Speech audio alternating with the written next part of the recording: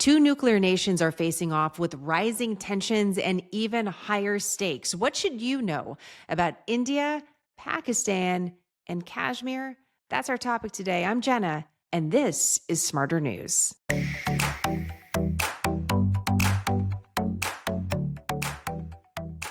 Just a quick note before we begin our conversation for clarity. The conflict between India and Pakistan dates back decades and centers in an area called Kashmir that both India and Pakistan claim. Recently, Indian tourists were murdered in Kashmir, and India has blamed Pakistan and now has retaliated with force, bombing deep into Pakistani territory, not just the disputed area of Kashmir. With that very simple introduction, let's bring in Holly McKay. Well, we're lucky enough to be joined again by Holly McKay, who's a war correspondent and writer, and someone who has actually traveled to India, Pakistan, and Kashmir. So this is very unique to be able to speak to someone that's been to all three places. And Holly, perhaps we can start with a real basic question. Where is Kashmir, and why is it at the center of this story? Yeah. Well, Kashmir is a dividing line between India and Pakistan, sometimes referred to as the line of control. Depending on who you speak to, it belongs to Pakistan, it belongs to India, and then there are parts that are controlled by both parties. And is the conflict around territory? Is that really where the conflict over Kashmir, when we see it flare up and flare back down periodically over the last several decades, is it really about territory and who owns it? Or controls it? Yeah, it is at its face value. It's a story of sort of territorial control. Kashmir is sort of a very beautiful area. I can certainly attest to that. But it goes a little bit beyond just sort of who this territory belongs to. And it becomes sort of a little bit of part of national identity and religious identity, really.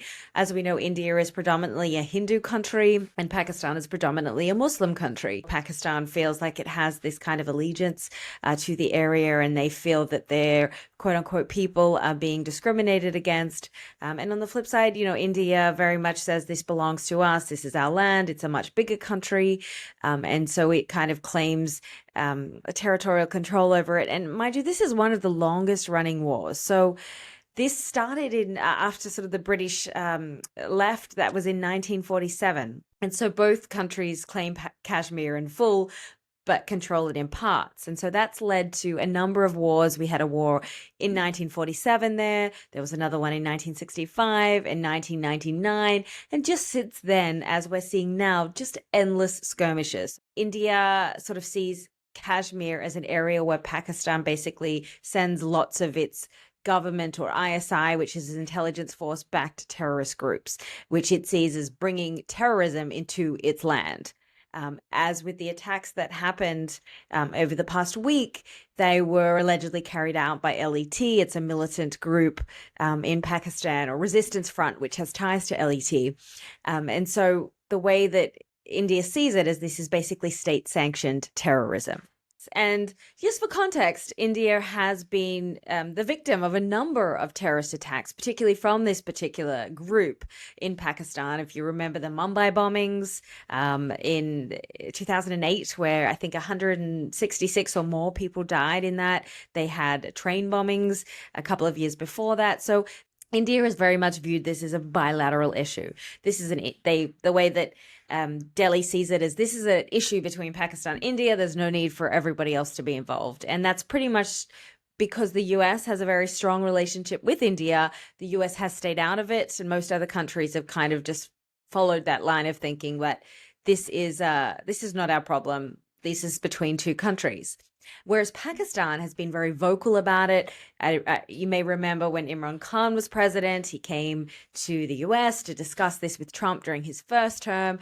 And Pakistan have been very vocal about trying to get other countries involved in it. And they very much tried to do this by equating it to what is happening in Gaza. This is Muslim suppression. This is targeting of the Muslim population. But that, I guess, public relations approach, if you will, hasn't really caught on. And that's in large part by Pakistan's own doing during the war in Afghanistan.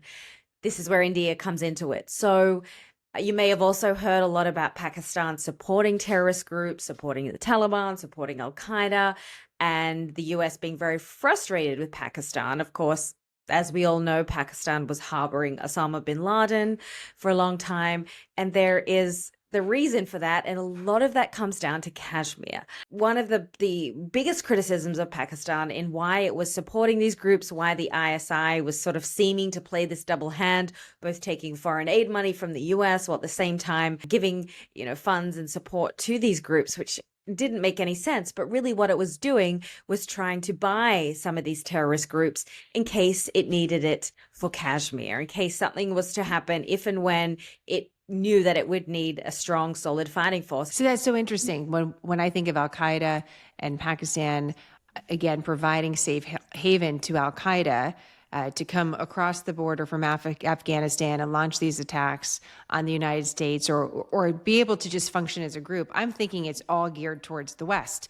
This is a way of hedging our bets, and we're going to make sure that this terrorist group has a safe place here in Pakistan, just in case. I'd rather be friends with them than enemies. But what you're saying is there's another factor to all of this, which is if Pakistan is so focused on this territory, they're just trying to hire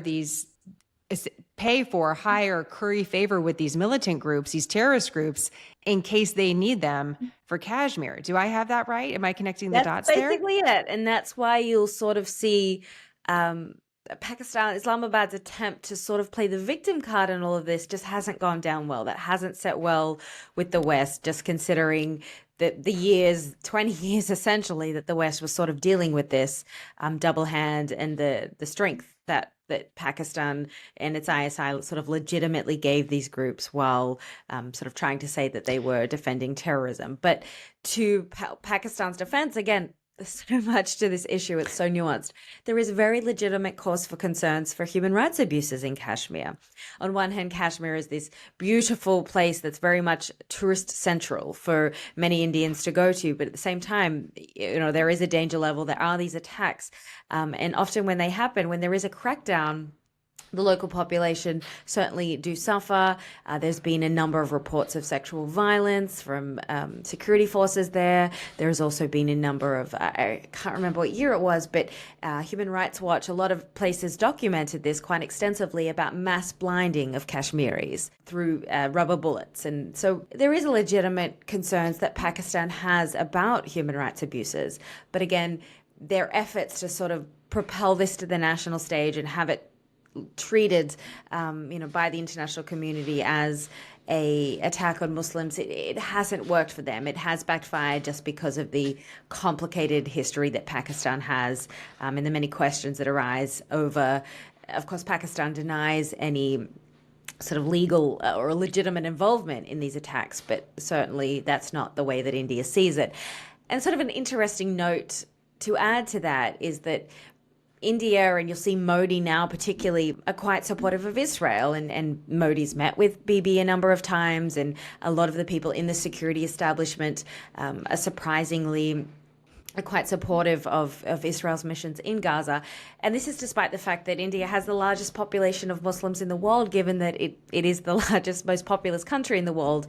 But even so, their support emanates from this idea of we've been victims to this terrorism, to this rogue terrorism for a number of years now, so we can empathize and we can see. And so it sort of has a zero tolerance policy to any kind of misbehavior, quote unquote. So that's just a little bit of insight into that mentality. Wow. I mean, so you have a territorial conflict, you have a conflict when it comes to religion, and then you're talking just completely about different cultures as well. If I was born and raised in Kashmir, if my family was there, would I associate myself more with India, or would I associate myself more with Pakistan, or does it depend on my religion or where I'm living within Kashmir overall? Yeah, I think Kashmiris see themselves as Kashmiris, not necessarily Indians and not necessarily Pakistanis.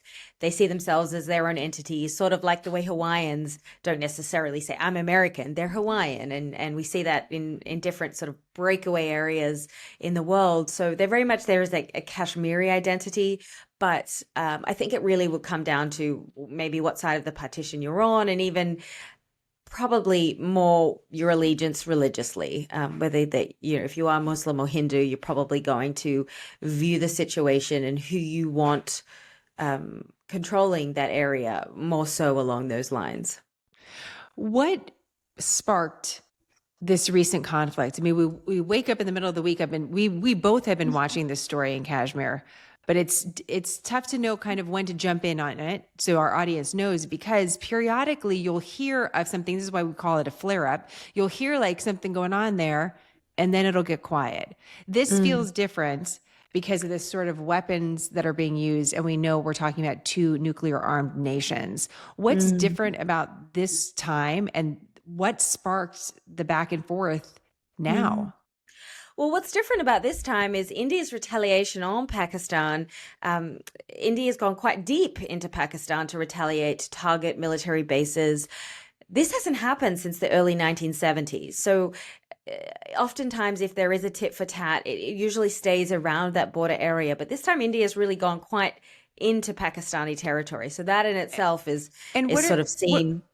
what are they retaliating for? You said they retaliated. What Yes. sparked that So on yep, so there action? was a on April 22nd, there was a quite a terrifying terrorist attack in Paglaham. It's a part of the Indian administered Kashmir, and that resulted in the death of 26 Hindu tourists. So that was again very much targeting along ethnic lines. India was quite quick to come out and accuse Pakistan again of state sanctioning these terrorists, of supporting these attackers, which Islamabad has denied.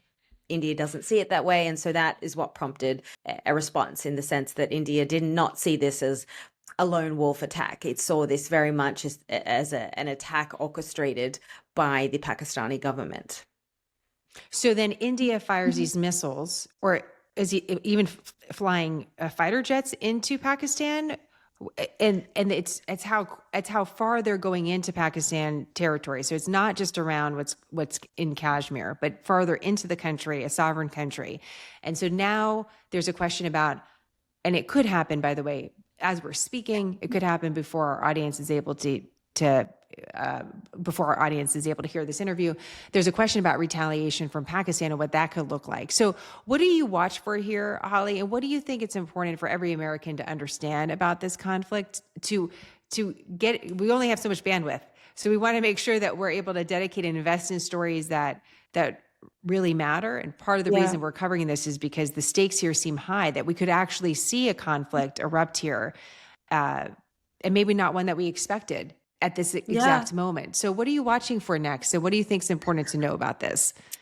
Well, Pakistan is very much about its image too. So, therefore, with these retaliatory attacks, it's vowed to respond in some way. It doesn't want to be seen as weak, especially because India is its enemy number one. And so it wants to appear strong. So, therefore, it sort of can't just take the attacks and lie down and not respond to it. So Pakistan is very concerned about image and wanting to respond, which is obviously concerning because they're both nuclear powers. Is this a case where the United States will have to get involved? Where President Trump or Marco Rubio or somebody of authority then has to sort of get involved to try to bring down tensions. And this is very serious stuff that could have very serious consequences for the world. So I do think it is an issue that other countries may be dragged into, for better or for worse, because I think when you're talking about two nuclear powers, you can't really look at it as just a bilateral issue. This doesn't affect us. That's such a good point. Even though it's far away, it feels far away. It's not insignificant. And what we're really watching for, as I understand it, part of what you're saying here is who actually would come into play. Where would what would America's alliances look like? What other superpowers could also be involved if we saw a conflict? How does everyone divide their time, energy, resources? And what does that look Yeah. like if it could be a global stage, a Mm, story that comes to the global stage? Do you have a final thought? it's, yeah, and it's sort of also interesting in the sense that the US typically and primarily backs India in this, whereas China typically backs Pakistan. China has a lot more, I guess, at stake in Pakistan in terms of its Belt and Road initiatives and other kind of growth there. So it does bring economic powers into the mix too. So it's just not I just think in our world, it's hard to to sort of say, oh, well, there's a war going on here, we're not going to get involved, because those things can very quickly and very easily, as we've all seen in many different scenarios, spiral out of control. Yeah, very good point. Well said, Holly. Thank you so much. And it's a lot to get through, and you sorted through a lot of it for us, and we appreciate it, Holly. Thank you. Thank you.